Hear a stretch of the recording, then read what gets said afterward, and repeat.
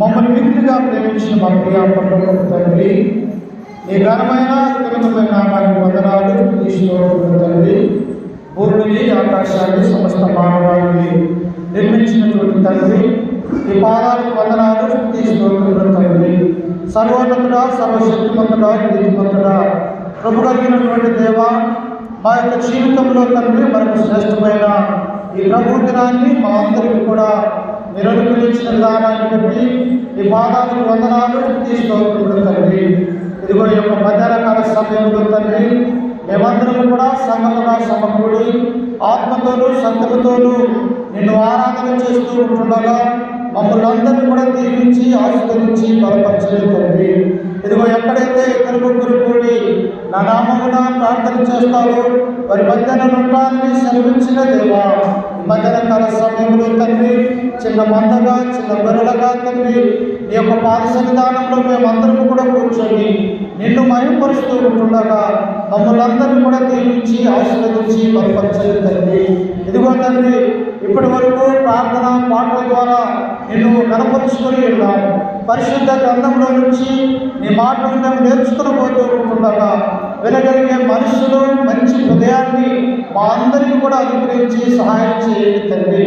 ఇదిగో సాతాను సోదరులు అల్లరి శక్తులను మీరు దూరపరచండి తండ్రి, లయపరచండి. ఇదిగో నీ యొక్క వాక్యాన్ని చెప్పబోతూ ఉంటుండగా నిలవబడుతుంటే నేను తండ్రి నిరుత మాత్రమే తండ్రి నన్ను నీ శివసాకును మరుగుపరుచుకోనండి. నీ బిడ్డలకును మాకును మా యొక్క జీవితాలకు ఏ వాక్యమైతే అవసరమై ఉంటుందో తండ్రి ఆ వాక్యాన్ని మా ద్వారా మీరే మాట్లాడించి సహాయం అనుగ్రహించగలరని ఈ మనవులు మా రక్షకులు మా ప్రభువైన యేసు పరిశుద్ధ నామమున ప్రార్థించి అడిగి వేడుకుంటున్నాము తండ్రి. ఆమేన్. క్రీస్తునందు ప్రేమించినటువంటి ఈ ప్రభు దినాన కూడి వచ్చిన సంఘ పరిశుద్ధులకు, పెద్దలకు, యవనస్తులకు, చిన్నపిల్లలకి మన రక్షకుడు ప్రభు అయిన యేసుక్రీస్తు నామమున మీ అందరికీ వందనాలు తెలియజేస్తున్నాము.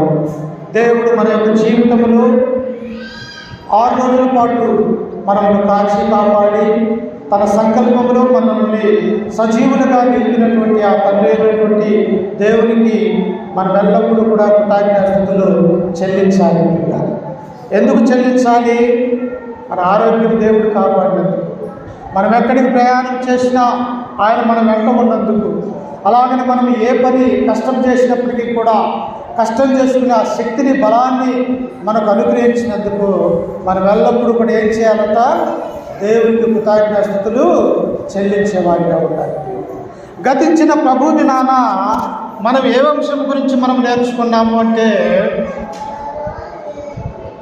ఎవరి గురించి నేర్చుకున్నామమ్మా? పొట్టి జక్కయ్య గురించి మనం నేర్చుకున్నాం. ఆయన ఎలాంటి వాడంట? సుంకరి అనగా ఇతరుల చేత తృణీకరింపబడినటువంటి వాడు. అంత మాత్రమే కాదు, ఆయన యూదుల మీద అధికంగా పన్నులు వసూలు చేసి సంపాదించినటువంటి ఆ ధనాన్నంతా కూడా క్రీస్తును నమ్ముకున్న తర్వాత ఆయన ఏం చేశాడంటే 4 అంతలు ఇతరులకి పంచిపెచ్చినటువంటి వాడిగా జక్క యొక్క ప్రసంగాన్ని మనం నేర్చుకొని ఉన్నాం. అలాగే నేటి ప్రభు దినాన కూడా ప్రియులారా, మన యొక్క జీవితంలో మనం ఏం చేయాలంటే, దేవుడు మనకి ఇచ్చినటువంటి పిల్లలు ఎలాగ అభివృద్ధి చెందుతారు? నెలకు వాళ్ళు చిన్నగా పెరిగేవారిగా, బలం వచ్చేవారిగా వారి యొక్క జీవితంలో పెరుగుతూ ఉంటారు ప్రియులారా. అలాగనే క్రైస్తవులుగా ఉన్నటువంటి మనము కూడా యేసుక్రీస్తును తన స్వరక్తంలో మనమందరము కూడా పాలిభాగస్తులైనటువంటి మనము కూడా ప్రతి వారము కూడా మనం ఏం చేయాలంటే కొద్దిగా దేవుని యొక్క వాక్యాన్ని నేర్చుకుంటూ మనము క్రీస్తులో పెరిగే విధంగా మనం ఉండాలి. అందుకనే నేడు కూడా ఒక గొప్ప వ్యక్తి గురించి మనం నేర్చుకోబోతూ ఉన్నాం. అపోస్తల కార్యంలో ఉన్నటువంటి వ్యక్తి గురించే, అపోస్తల కార్యగ్రంథాల గురించి మనం ఆలోచన చేస్తూ ఉన్నప్పుడు ప్రియులారా, మారు మనస్సులతో నిండినటువంటి గ్రంథం అది. ఎలాంటి గ్రంథం అంట? మారు మనస్సులతో నిండినటువంటి గ్రంథము.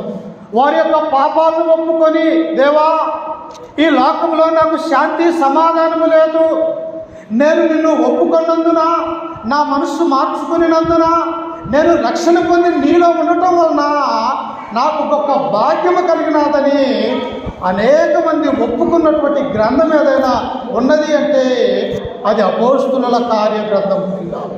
తమ మనస్సులు మార్చుకున్నారు, తమ యొక్క జీవితాలను, తమ యొక్క నడవడికలను, తమ ఆలోచనను, తమ పద్ధతులను ఆయా ప్రాంతాలలో, ఆయా దేశాలలో ఉన్నటువంటి వారందరూ కూడా మారు మనస్సులతో నిండినటువంటి గ్రంథంగా అపోస్తుల కార్యములు మనం చూడగలం. ఎలా మార్పు చెందారు?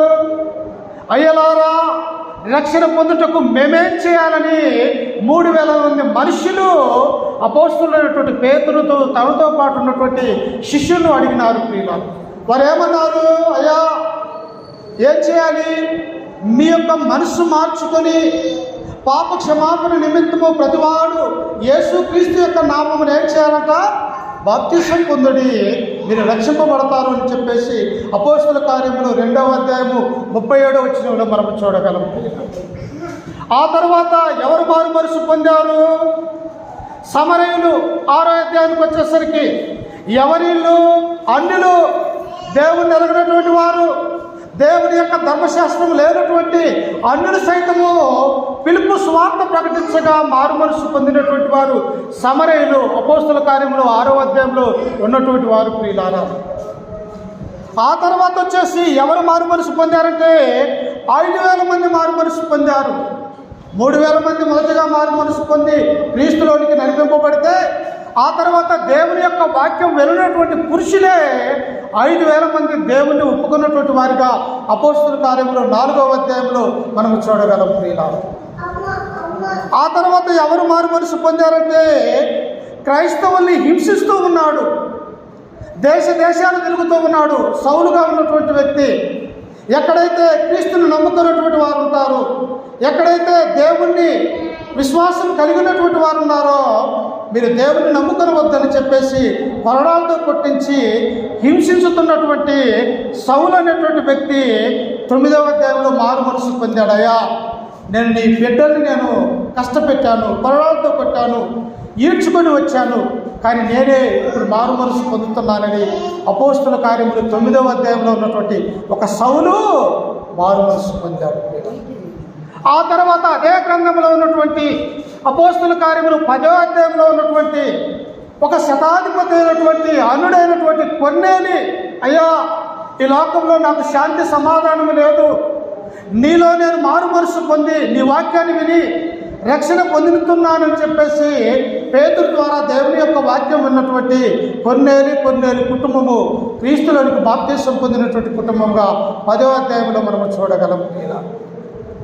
ఆ తర్వాత 16వ అధ్యాయంకి వచ్చేసరికి ఒక అన్యురాలైనటువంటి వ్యాపారస్తురాలైనటువంటి లూదియా తను మార్పు చెంది తన యొక్క కుటుంబాన్ని క్రీస్తులోనికి నడిపించినటువంటి స్త్రీగా అపోస్తుల కార్యములు 16వ అధ్యాయంలో మనము చూడగలం. ప్రియుల, ఆ తర్వాత ఇంకా మనము ఆ అధ్యాయాలలో చూస్తూ ఉన్నప్పుడు అదే అపోస్తుల కార్య గ్రంథము 19వ అధ్యాయంలో ఉన్నటువంటి వారు ఎలాంటి వారో తెలుసా?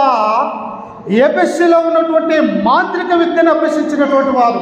నీ మనసులో ఏముందో చెప్పగలిగినటువంటి ఆ మాంత్రిక విద్య. ప్రియులారా, నా మనసులో, నా యొక్క హృదయంలో ఏమున్నదో తెలుసుకున్నటువంటి ఒక మాంత్రిక విద్యను అభ్యసించినటువంటి వారు, ఈ విద్యలో మాకు సంతోషం లేదని చెప్పేసి 50,000 రోకలు కలిగినటువంటి ఆ పుస్తకాన్ని తీసుకుని వచ్చి కాల్చివేసి, అయ్యా, నిజమైనటువంటి దేవుడు యేసుక్రీస్తు వారని చెప్పేసి ప్రభువును ఒప్పుకున్నటువంటి వారు అపోస్తుల కార్యములు 19వ అధ్యాయంలో ఉన్నటువంటి వారిని మనం చూస్తూ ఉన్నాం.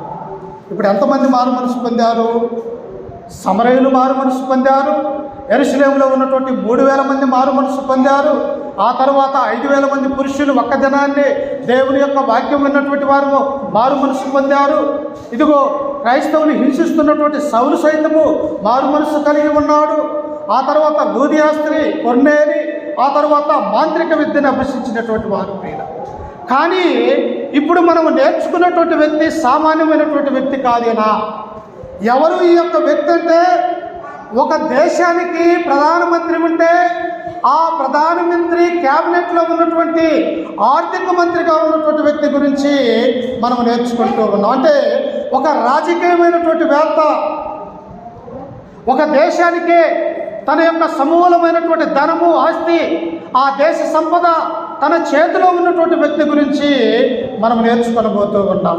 చూడండి, ఎవరు అంటే అపోస్తుల కార్యములు 8వ అధ్యాయము. చూడండి ఒకసారి, అపోస్తుల కార్యములు 8వ అధ్యాయము 36వ వచనాన్ని మనం చదువుకుందాం ప్రియులారా. మన వాక్యం అంతా కూడా ఇక్కడే ఉంటుంది. అపోస్తుల కార్యములు 8వ అధ్యాయము 26వ వచనాన్ని చదువుకుందాం.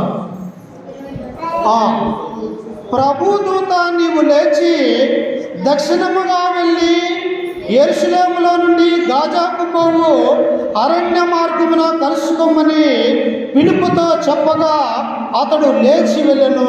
ఎవరంట? పిలుపు ప్రియులారా. ఈ పిలుపు ఎవరు అంటే 7 సంఘ పెద్దలలో ఒకటిగా ఉంటూ ఉన్నాడు. ఆ సంఘ పెద్ద అయినటువంటి యొక్క పిలుపుకు దేవుని యొక్క దర్శనం అందుకుంటూ ఉన్నాడు. పిలుపు, నీవెక్కడ ఉన్నావు? ఇదిగో అరణ్య మార్గములో ఫిలిస్తీ దేశానికి వెళ్ళే గాజా మార్గం అనేటువంటి ఆ మార్గం ఉన్నది. ఆ మార్గ మధ్యములో అడవిలో ఒక వ్యక్తి నీకు కనిపిస్తాడు, నీవు అక్కడికి వెళ్ళి నిలవబడమని చెప్పేసి ఈ పిలుపుకు దేవుని యొక్క వాక్యము చెప్పి ఉన్నది ప్రియులారా. ఎప్పుడైతే పిలుపు దేవుని యొక్క మాటను అందుకుంటూ ఉన్నాడో ఆ యొక్క మార్గానికి వెళ్ళి అక్కడ కాచుకొని ఉంటూ ఉన్నాడు ప్రియులారా. ఎందుకు? దేవుడు ఒక వ్యక్తిని రక్షించాలంటే ఎలాగైనా కూడా రక్షిస్తాడు ప్రియులారా. ఒక వ్యక్తిని క్రీస్తులోనికి నడిపించాలంటే, నా యొక్క బిడ్డ నాశనానికి పోతూ ఉన్నాడు కనుక ఆ యొక్క వ్యక్తిని నా దగ్గరికి రప్పించుకోవాలంటే దేవుడు ఏ విధము చేతనేను కూడా తన మందిరానికి నడిపించగలిగినటువంటి ఆ శక్తి సామర్థ్యాలు కలిగినటువంటి వాడు మన యొక్క దేవుడు అన్నటువంటి విషయాన్ని మనం గుర్తుంచుకోవాలి. ఇప్పుడు పిలుపు ఎక్కడ ఉన్నాడు? యెరూషలేముకును ఫిలిస్తీ దేశానికి మార్గ మధ్యంలో ఉన్నటువంటి గాజా అనేటువంటి ఆ ప్రాంతంలో దేవుడు తన దర్శనము పిలుపుకు తెలిసినప్పుడు ప్రియులారా ఆ మార్గ మధ్యంలో ఆయన ఎదురు చూస్తూ ఉన్నాడు. అప్పుడు చూడండి 27వ వచనంలో, అప్పుడు ఐథియోపియా రాణి అయిన కందాకే క్రింద మంత్రి ఆమె యొక్క ధనాగారం అంతటి మీదనున్న ఐథియోపియుడైన నపుంసకుడు ఆరాధించుటకు యెరూషలేముకు వచ్చి ఉండెను. ఎవరండి ఈయన? చూడండి, అక్కడ బైబిల్లో ఉన్నది చూడండి. ఐథియోపియురాలైన మా ప్రధానమంత్రిగా ఉన్నటువంటి రాణి అయినటువంటి కందా కింద ఉన్నటువంటి ఆమె ధనం మీద, బంగారం మీద మంత్రిగా ఉన్నటువంటి ఒక వ్యక్తి ఎక్కడి నుంచి ఎక్కడికి ప్రయాణమే వెళ్తూ ఉన్నాడంటే ఈ యొక్క ఐథియోపియా దేశంలో నుంచి కానాను దేశానికి వెళ్తూ ఉన్నాడు ప్రియులారా. మళ్ళాగా ఒక ఏదో 2 పర్లాంగులు లేకపోతే 1 కిలోమీటర్లు జరిగినటువంటి దూరము కాదది. ఈ యొక్క ఐథియోపియా దేశంలో నుంచి యెరూషలేము యొక్క ప్రయాణమై వెళ్ళాలంటే ఇంచుమించు 1600 కిలోమీటర్లు కలిగినటువంటి దూరం ఉన్నది ప్రియులారా. అంటే తను దేవుణ్ణి ఈ యొక్క దేశంలో నుంచి కానాను దేశమనే యెరూషలేమునకు వెళ్ళే దూరము ఎంత అంటే 1600 కిలోమీటర్ల దూరం వెళ్ళి దేవుణ్ణి ఆరాధించటానికి తను ప్రయాణమై వెళ్తూ ఉన్నాడు ప్రియులారా. ఈయన ఎలాంటి వాడు? రాణి అయినటువంటి కందా కింద ఉన్నటువంటి ఆమె ఆర్థిక సంబంధమైనటువంటి మంత్రిగా ఉన్నాడు యొక్క ఇథియోపియుడైనటువంటి నపుంసకుడు ప్రియులారా. ఆర్థిక మంత్రిగా ఉన్నటువంటి ఈయన ఎన్ని రాష్ట్రాల వారు ఆయన దగ్గరికి రావచ్చు, తమ యొక్క సమస్యలు చెప్పుకోవటానికి, ఆ యొక్క దేశంలో స్థితిగతులు చూసుకోవటానికి ఆ మంత్రిగా ఉన్నటువంటి యొక్క నపుంసకుడు ఏం చేశాడంటే, ఈ యొక్క నేను మంత్రి అయిపోయినప్పటికీ కూడా యెరూషలేములో నా యొక్క దేవుడు ఉన్నాడు, నేను ఆరాధించాలన్నటువంటి ఒక గొప్ప తలంపు తమ యొక్క మనస్సులో ఈ యొక్క వ్యక్తికి ఉన్నది ప్రియులారా. అందుకే ఆయన ఎక్కడికి వెళ్తూ ఉన్నాడంటే చూడండి, ఐథియోపియా రాణి అయిన కందాకే క్రింద మంత్రి ఆమె యొక్క ధనాగారం అంతటి మీదనున్న ఐథియోపియుడైన నపుంసకుడు ఆరాధించుటకు యెరూషలేముకు వచ్చిండెను. ఆయన ప్రయాణం ఎన్ని రోజులో తెలుసా ప్రియులారా? 4 రోజులు ప్రయాణం ప్రియులారా. మార్గ మధ్యంలో ఏదైనా జరగవచ్చు. అరణ్యాలు దాడుతూ ఉన్నాడు, కొండలు దాడుతూ ఉన్నాడు. తను ఎక్కిన వాహనము కాదది, గుర్రంలో ఉన్నాడు. తన యొక్క రథాన్ని తీసుకొని 4 దినాల దూరమైనటువంటి యెరూషలేముకు వచ్చి ఈ మంత్రి అయినటువంటి నపుంసకుడు ఏం చేస్తూ ఉన్నాడంటే దేవుణ్ణి ఆరాధించడానికి యెరూషలేముకు వస్తూ ఉన్నాడు. చూశారా, తనకున్నటువంటి విశ్వాసం ఎలాంటిదో. మనం ఏం చేస్తూ ఉన్నాము? మన గ్రామంలో ఉన్నటువంటి మందిరానికి మనం వెళ్ళలేకపోవచ్చు ఉన్నాము. మన గ్రామంలో ఉన్నటువంటి కుటుంబం దగ్గరికి మనము దేవుని యొక్క సన్నిధానానికి వెళ్ళలేనటువంటి స్థితిలో మనముంటే ఈయన ఎన్ని కిలోమీటర్లు వెళ్తూ ఉన్నాడో తెలుసా?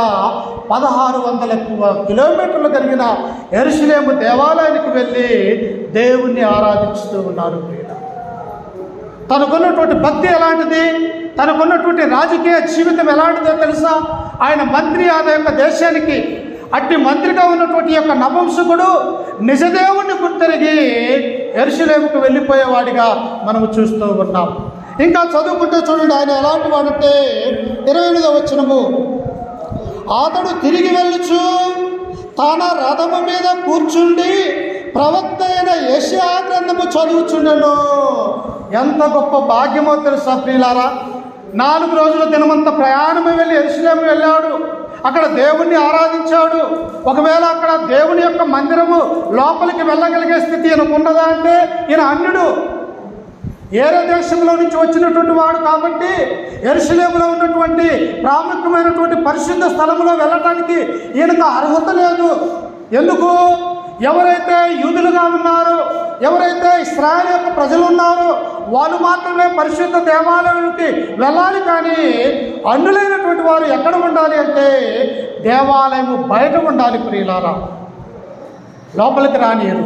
ఎందుకు? వారికి సున్నతి లేదు, వారికి దేవుడిచ్చినటువంటి ధర్మశాస్త్రం లేదు కనుక వారు బయట ఉండి దేవునికి ప్రార్థన చేసుకొని అక్కడి నుంచి అక్కడికే వెళ్ళిపోయేవారిగా ఉండాలి. ఈయన మందిరానికి వచ్చాడు, లోపలికి వచ్చాడా? రాలేదు. బయటనే ఉండి బయటనే దేవుణ్ణి ఆరాధించి తిరిగి తన రథమెక్కి ప్రయాణమే తిరిగి తన యొక్క దేశానికి వెళ్ళిపోతూ ఉన్నాడు. ప్రియులారా, వెళ్ళిపోతే ఏం చేస్తూ ఉన్నాడట? తన రథం మీద కూర్చున్నాడు. తన పనివారులు ఉన్నారు, అక్కడ రథం నడిపే ఆ డ్రైవర్ ఉన్నాడు. తను కూర్చొని ఆయన నిద్రపోతూ ఉండలేడు, కానీ ఆయన ఒక గ్రంథాన్ని చదువుతూ ఉన్నాడు. ప్రియులారా, ఏంటి ఆ యొక్క గ్రంథం అంటే ఈ పరిశుద్ధ గ్రంథంలో ఉన్నటువంటి యెషయా గ్రంథం అనే పుస్తకం ఉన్నదే. ఆ పుస్తకము ఎలా ఉన్నదంటే చర్మపు కాగితాల మీద రాస్తూ ఉన్నప్పుడు ఆ చర్మపు కాగితాలన్నీ కూడా తన రథం మీద పెట్టుకొని ఒక్కొక్క అధ్యాయము ఒక్కొక్క వచనము చదువుకుంటూ రథం మీద ప్రయాణమే వెళ్తూ ఉన్నాడు. అంటే తను వచ్చినప్పుడు ఎంతో ప్రయాసంతో వచ్చాడు యెరూషలేముకు, తను ఆరాధించాడు. తిరిగి తన యొక్క దేశానికి వెళ్తూ ఉన్నప్పుడు తన రథం మీద కూర్చొని ఏం చేస్తూ ఉన్నాడంటే లేఖనాలను చదివేవాడిగా ఉంటూ ఉన్నాడు. అందుకే దేవుని యొక్క వాక్యం ఎలాంటిదో తెలుసా? నీ మనస్సును, నా మనస్సును మార్చగలిగే శక్తి కలిగినటువంటి మాటలు దేవుని యొక్క మాటలు.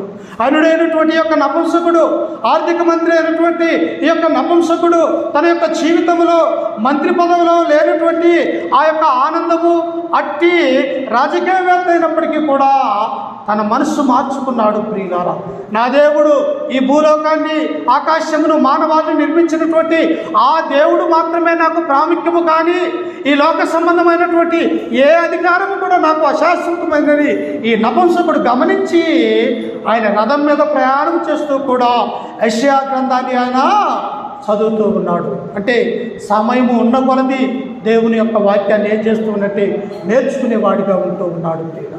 అందుకనే కింద చదువుకున్నట్టయితే చూడండి, ఇంకా ఆయన ఏం చేస్తూ ఉన్నాడు ఒకసారి చూడండి. అప్పుడు ఆత్మ పిలుపుతో నీవు ఆ రథము దగ్గరకు పోయి దాన్ని కలుసుకొనమని ముందుగానే చెప్పాడు కదా దేవుడు. పిలుపు, ఇదిగో గాజాకు పోవు, ఫిలిష్తీ యొక్క అరణ్య మార్గంలో నీవు అక్కడ నిలవబడి ఉండు అని చెప్పేసి దేవుడి యొక్క దర్శనం ద్వారా 7 పెద్ద అయినటువంటి యొక్క పిలుపుని ఎక్కడ ఉంచాడు దేవుడు? మార్గ మధ్యంలో అరణ్యములో ఉంచాడు. ప్రియులారా, ఎందుకు అరణ్యములో పిలుపుని ఉంచాడంటే ఇదిగో ఆర్థిక మంత్రి అయినటువంటి ఐతోపీయుడైనటువంటి యొక్క నపుంసకుడు 1600 కిలోమీటర్లు ఇదిగో ఆరాధించడానికి వచ్చి తిరిగి మార్గ మధ్యంలో అరణ్యములో ఈ మార్గమునే ఆయన వెళ్తూ ఉన్నాడు కనుక అక్కడ నీవు కలుసుకోవాలని చెప్పేసి దేవుని యొక్క ఉద్దేశం అయి ఉంటూ ఉన్నది. చూశారా, ఎక్కడ అత్యోపమైనటువంటి నపుంసకుడు, ఎక్కడ పిలుపు, ఎక్కడ అరణ్యములో అతన్ని కలుసుకోమని దేవుడు వాక్కు సెలవిస్తూ ఉన్నాడంటే దేవుని యొక్క ప్రణాళిక ఎలాగున్నదో ఒకసారి చూడండి ప్రియుల. దేవుడు ఎప్పుడైనా ఎక్కడైనా తన యొక్క మనుషులను పట్టుకోగలడు. చిన్న పిల్లవాడి దగ్గర నుంచి ఇదిగో పెద్దవాడి దగ్గరికి కూడా తమ యొక్క జీవితాన్ని మార్చుకోగలిగినటువంటి ఆ శక్తి దేవుడు మనకిస్తూ ఉన్నాడు ప్రియులారా. అప్పుడు ఫిలిప్పు ఏం చేశాడంటే మార్గంలో వెళుతున్నటువంటి ఆ నపుంసకుడి యొక్క రథం దగ్గరికి వెళ్ళాడు ప్రియులారా. రథం దగ్గరికి వెళ్ళినప్పుడు చూడండి అక్కడ ఏమని వ్రాయబడిందో చూడండి ఒకసారి.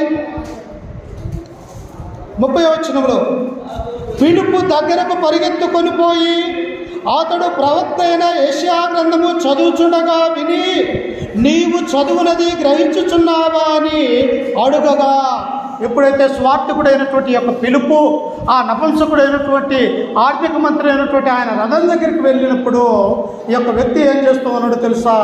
యెషయా గ్రంథాన్ని చదువుతూ ఉన్నాడు.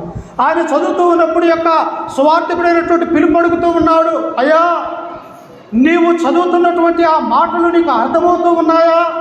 ఎవరి గురించి ఈ మాటలు రాయబడ్డాయో, ఈ వాక్య భావం ఏమిటో నీకు తెలుస్తూ ఉన్నదా అని ఈ ఫిలిప్పు ఆ ఆర్థిక మంత్రిని అడిగినప్పుడు ఆయన అంటూ ఉన్నాడు ప్రియులారా, చూడండి ఒకసారి 31వ వచనంలో, అతడు నాకెవడైనను త్రోవ చూపుకుంటే ఎలాగూ గ్రహింపగలనని చెప్పి రథమెక్కి తనతో కూర్చున్నామని ఫిలిప్పును వేడుకొనెను. చూశారా? అయ్యా నేను దేవుడిచ్చినటువంటి ధర్మశాస్త్రం యొక్క గ్రంథాన్ని, యెషయా ప్రవక్త రాసినటువంటి ఈ గ్రంథాన్ని నేను చదువుతూ ఉన్నాను, కానీ నాకేం అర్థం కావట్లేదయ్యా అంటూ ఉన్నాడు. చూశారా? ఎంతో గొప్ప చదువు చదివినటువంటి ఆర్థిక మంత్రి ఆదేశం రాణి అయినటువంటి కందా కింద, ఆమె ధనాగారం అంతటి కింద మంత్రి అయినటువంటి ఈ నపుంసకుడికి ఏమర్థం కాలేదు? దేవుని యొక్క వాక్యం అనేది అర్థం కాలేదు ప్రియుల. మరి ఎవరు చెప్పాలి ఇప్పుడు? స్వార్థికుడు చెప్పాలి. స్వార్థికుడు చెబితేనే దేవుని యొక్క వాక్యము గ్రహించగలిగేది ప్రియుల.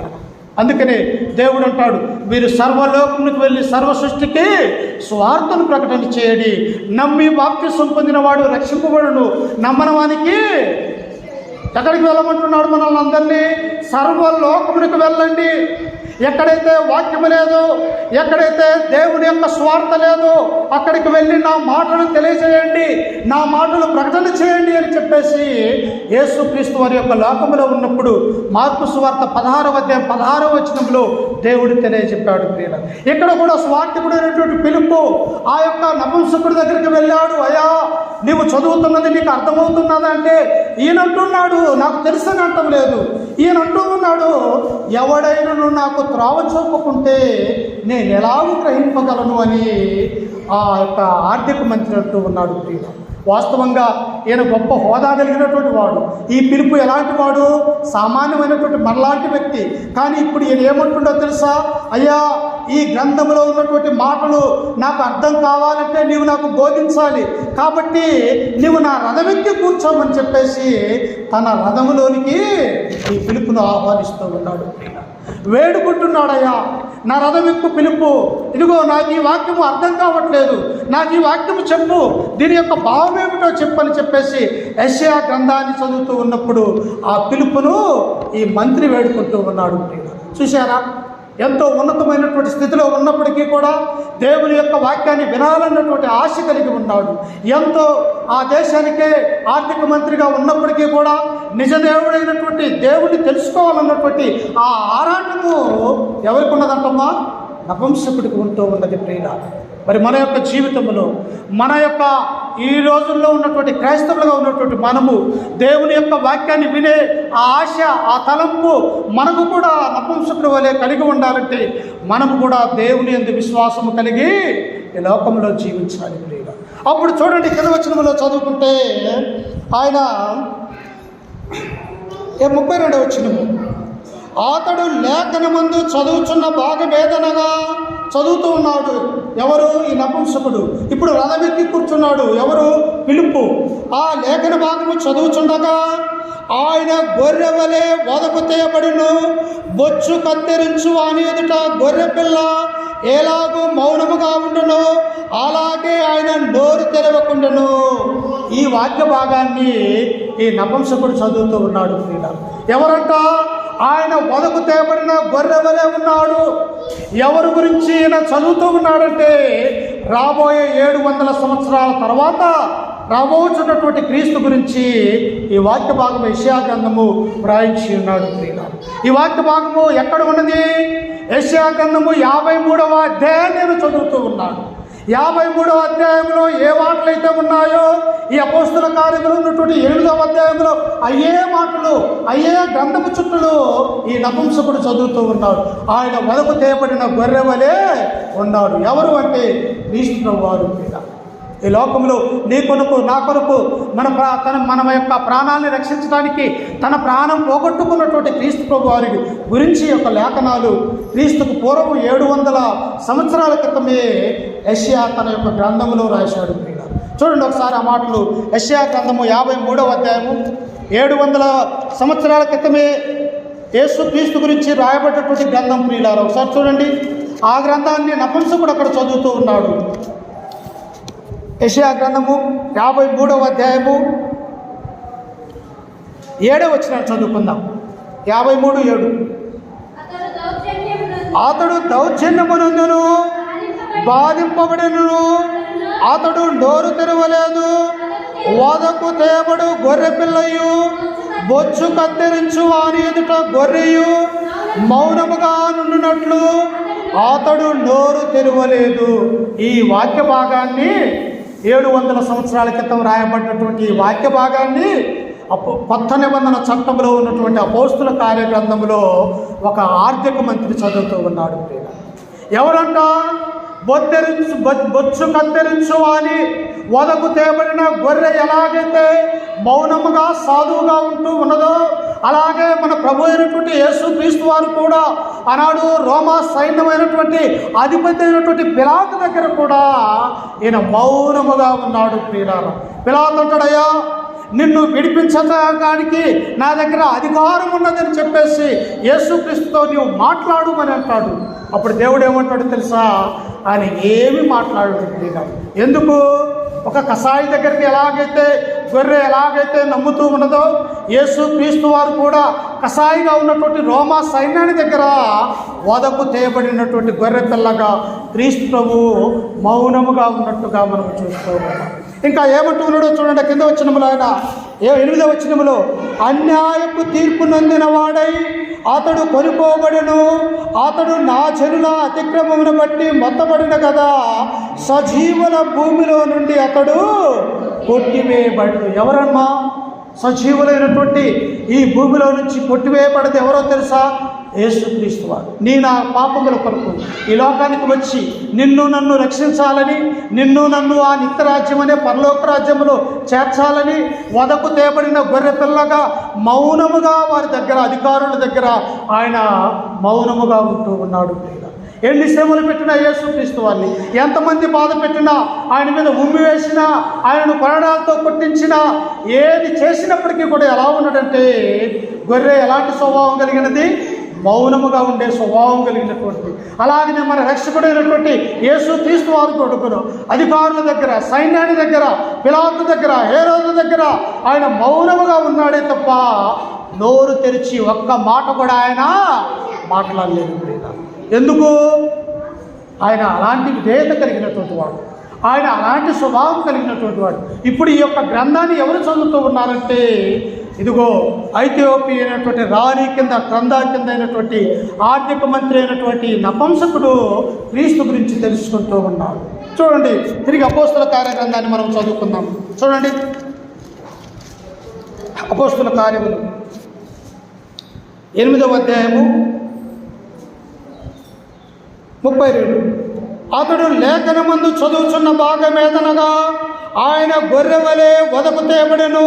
బొచ్చు కత్తిరించు వాని ఎదుట గొర్రె పిల్ల ఎలాగూ మౌనముగా ఉండెను అలాగే ఆయన నోరు తెరవకుండెను. మనకేదైనా చిన్న బుట్రాయి పొడుచుకుంటేనే ఎలా ఉండదో తెలుసా మన యొక్క బాధ వర్ణాతీతం ప్రియుల.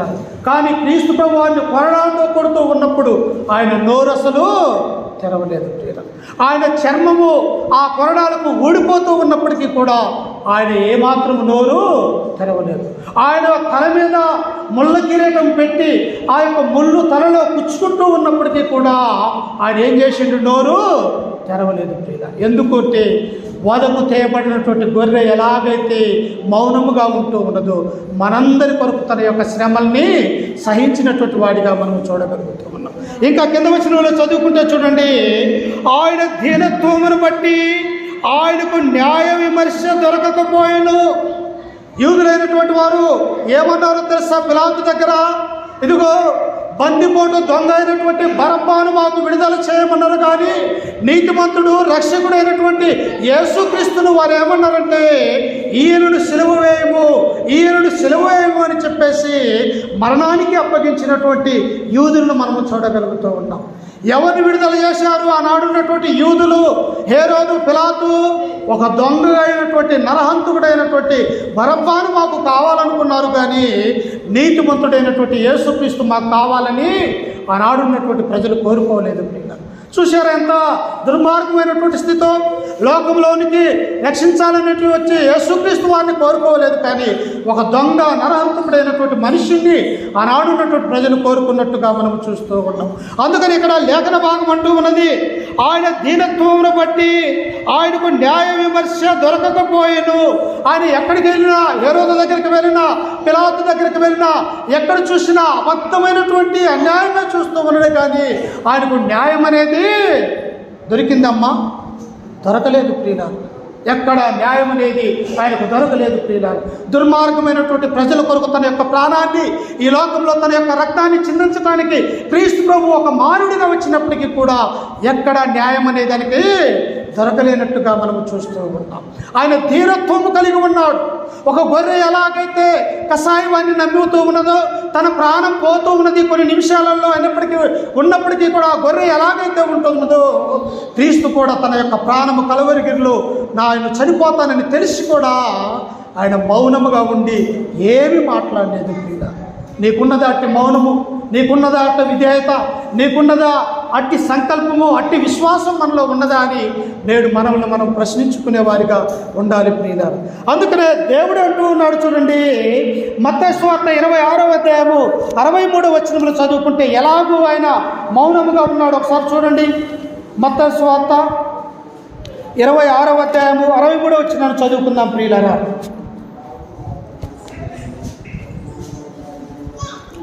అయ్యా, ఆ వంచకుడు సజీవుడై ఉండినప్పుడు, చూశారా, ప్రజలు అంటూ ఉన్నారు ఎవరి గురించి?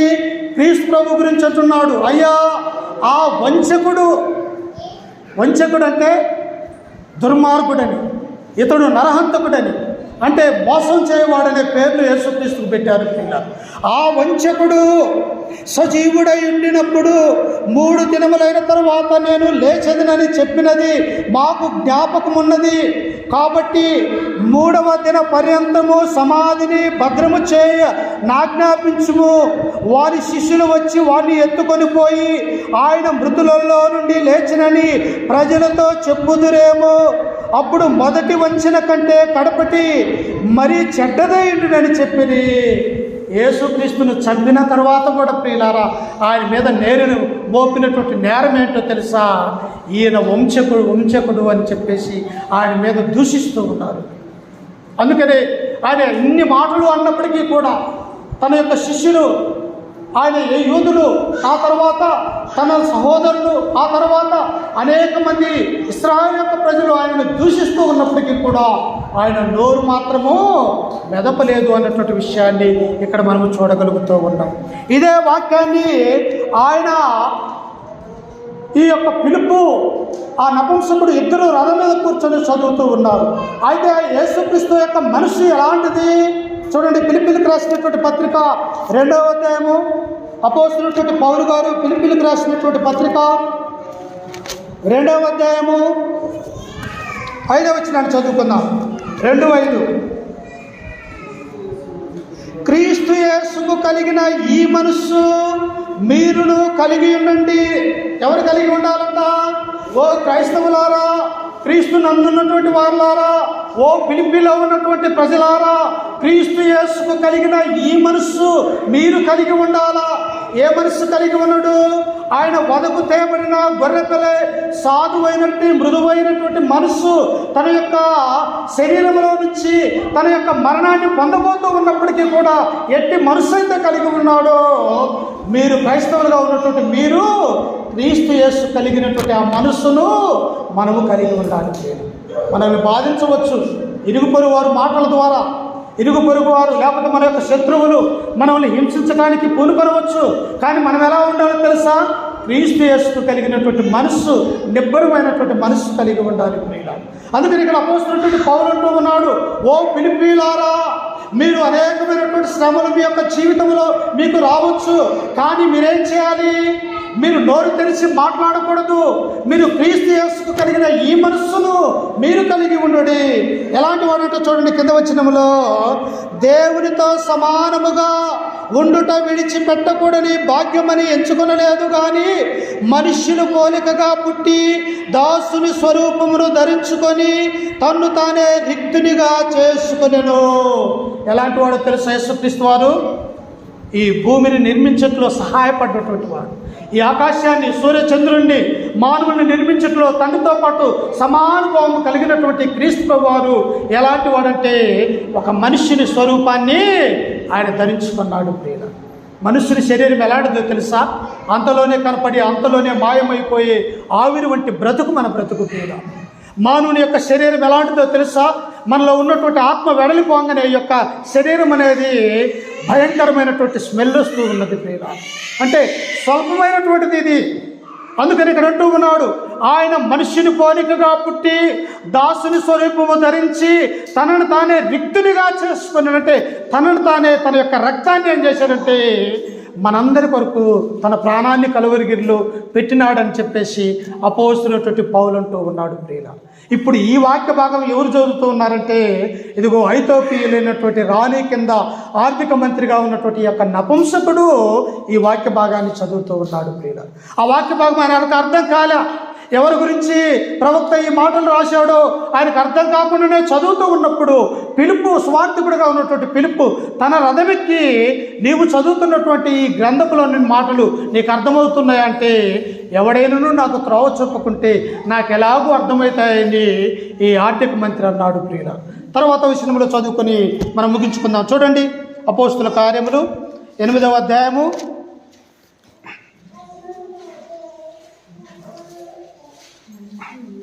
34 వచ్చిన చదువుకుందాం. 34. అప్పుడు నపుంసకుడు ప్రవక్త ఎవరి గురించి ఇలాగ చెప్పుచున్నాడు? తన్ను గూర్చియా? యెషయా గురించి చెప్పుకుంటూ ఉన్నాడు. తన్ను గూర్చియా లేక వేరొకను గూర్చియా? దయచేసి నాకు తెలుపుమని పిలుపుని అడిగాను. మా వాక్య భాగం తెలియకపోతే ఎవరిని అడగాలి? తెలిసినటువంటి వారిని అడగాలి. దేవుడు ఏమన్నాడో తెలుసా? తెలియనటువంటి వారు తెలిసిన వారి దగ్గర నేర్చుకోమన్నారు. తెలిసినటువంటి వారు తెలియనటువంటి వారికి బోధించాలని దేవుని యొక్క వాక్యం సెలవిస్తుంది. అప్పుడు ఈ నపుంసకుడు అంటున్నాడు, అయా ప్రవక్త గురించి తన గురించి రాస్తూ ఉన్నాడా లేకపోతే వేరొక మనిషిని గురించి రాస్తూ ఉన్నాడు అన్నప్పుడు ఈ పిలుపు అంటున్నాడు. చూడండి, అందుకు పిలుపు నోరు తెరిచి ఆ లేఖనమును అనుసరించి అతనికి యేసును గూర్చిన సువార్త ప్రకటించిన. అయ్యా, నీవు చదువుతున్నటువంటి యెషయా గ్రంథంలోని మాటలు యేసు క్రీస్తు గురించి దేవుడు రాయించాడు. ఆయన ఈ లోకానికి వచ్చాడు.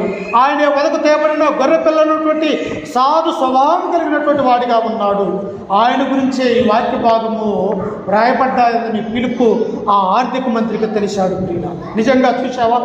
నా జీవితంలో కూడా ఇట్టి జ్ఞానాన్ని మనము కలిగి ఉన్నట్టయితే ఏ వాక్యము ఎవరి గురించి రాయబడది, ఏ వాక్యము నాకేమి అనువదిస్తూ ఉన్నాడు దేవుడు అని చెప్పేసి మనం నేర్చుకున్నట్టయితే మనమెంత ధన్యులమో అన్నటువంటి విషయాన్ని మనం నేర్చుకోవాలి. అప్పుడు వెంటనే నపుంసకుడు ఏం చేశాడో తెలుసా?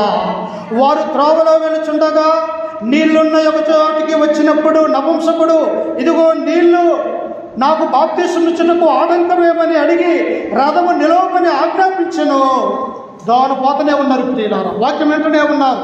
వెంటనే నపుంసకుడికి ఆలోచన వచ్చింది, అయ్యా ఇదిగో నీళ్ళు ఇక్కడ ఉన్నాయి రోడ్డు మార్గంలో, నేను వాక్యం విన్నాను, వాక్యాన్ని గ్రహించాను, యేసు క్రీస్తు గురించి తెలుసుకున్నాను, ఈ నీళ్ళల్లో నాకు బాప్తిస్మం ఇవ్వమని చెప్పేసి ఆ స్వార్థకుడైనటువంటి పిలుపుని అడిగినప్పుడు వారిద్దరూ రథము దిగి ఆ నీళ్ళల్లోనికి వెళ్ళారు.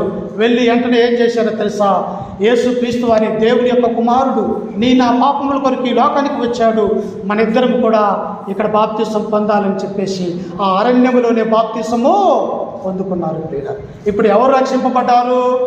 ఐథియోపియా నపుంసకుడు, ఆర్థిక మంత్రిగా ఉన్నటువంటి ఈ యొక్క నపుంసకుడు ఏం చేశాడంటే ఇద్దరు నీళ్ళల్లోకి దిగి మారు మనస్సు విషయమై బాప్తిసము పొందుకున్నారు. బాప్తిసం పొందుకున్నటువంటి ఈ యొక్క వ్యక్తి ఇప్పుడు ఏమైపోయాడంట? దేవుడిలో రక్షింపబడ్డాడు. ఒక క్రైస్తవుడే పేరును ధరించుకొని ఉన్నాడు. ఇప్పుడు పరలోక రాజ్యానికి అర్హుడైనాడు. యేసుక్రీస్తు ఎలాగైతే జక్కయ్య గురించి ఇతడును అబ్రహాము కుమారుడే అని ఎలాగైతే సెలవిచ్చాడు, ఇప్పుడు ఈయన సంఘంలో చేర్చబడ్డాడు. యూదులతో ఇశ్రాయేలుతో సమానుభవం కలిగినటువంటి వాడిగా ఉంటూ ఉన్నాడు. మరి నీ నా జీవితంలో అట్టి ఆర్థిక మంత్రి మారు మనసు కలిగి ఈ యొక్క లోక సంబంధమైనటువంటి అధికారము నాకు సంతోషం లేదు, నా దేవుని దగ్గరికి వచ్చి నేను ఆరాధించడమే నాకు సంతోషం అని తన పాపాలను ఒప్పుకొని మార్గ మధ్యములో బాప్తిసం పొంది రక్షింపబడ్డారు. ప్రియులారా, మన యొక్క జీవితంలో కూడా మనం ఏం చేయాలంట? మనము ఈ లోకం అశాశ్వతమైనది ప్రియులారా. అందుకనే దేవుడు అంటాడు, శరీరాశ, నేత్రాశ, జీవపు డమ్ముకు ఈ మూడు తండ్రి వలన పుట్టినవి కావు అని దేవుని యొక్క గ్రంథం మనకు సెలవిస్తుంది. ఒకటి శరీరాశ. ఏంటి శరీరాశ? ఏం బట్టలు ధరించాలి, ఎలా సుఖంగా తినాలి, ఎలా నిద్రించాలన్నటువంటిది ఒకటి శరీరాశ. రెండవది నేత్రాశ. ఈ నేత్రం ఏది చూస్తూ ఉన్నది? లేచిన దగ్గర నుంచి కూర్చున్న పాపాన్ని మనం చూస్తూ ఉన్నది. మూడవది ఏంటిది? అధికారం అనే ఆసక్తి. ఈ మూడు కూడా క్రైస్తవులకు తగవు అని చెప్పేసి దేవుని యొక్క గ్రంథం మనకు సెలవిస్తూ ఉంది. నపుంసకుడైనటువంటి యొక్క ఆర్థిక మంత్రి దేవుని గురించి తెలుసుకున్నాడు, లేఖన భాగాలు చదువుకున్నాడు, తన యొక్క జీవితాన్ని మార్చుకొని రక్షింపబడ్డట్టుగా మనం చూస్తూ ఉన్నాం. ఇంక నువ్వు మారు మనసు కలిగి లేవా? ఇంక నువ్వు ప్రభువును ఒప్పుకున్నట్టయితే ఇదే అనుకూల సమయము, ఇదే రక్షణ దినమని మనం గుర్తుంచుకోవాలి. కాబట్టి నపుంసకుడు ఎలాగైతే దేవుని యొక్క రాజ్యములో చేర్చబడ్డాడో, నీవు నేను చేర్చబడాలంటే దేవుని యొక్క వాక్యం వినాలి, విన్నటువంటి వాక్యాన్ని గ్రహించాలి, మారు మనసు పొంది బాప్తిసం పొందుకున్నట్టయితే ఏ లోకంలో మరణించినప్పటికీ కూడా ఆత్మ సంబంధమైనటువంటి పరలోక రాజ్యంలో మనం అందరము కూడా తండ్రితో పాటు దేవుని ఎడల సంతోషంతో మనము జీవిస్తామని చెప్పేసి ఈ వాక్యం ద్వారా మిమ్మల్ని హెచ్చరిస్తూ ఈ మాటలను నేను కూడా హెచ్చరిక చేసుకుంటూ ఓపికతో మీ అందరికీ మన రక్షకుడు ప్రభు అయిన యేసుక్రీస్తు నామమున వందనాలు తెలియజేస్తూ ఈ వాక్యాన్ని ముగించుకుంటూ ఉన్నాను. చిన్న ప్రార్థన చేసుకుని ఆ తదుపరి ఆరాధనలోకి వెళ్దాము. మనకు కరెక్ట్గా సమయము ఆరాధన టైం అంటే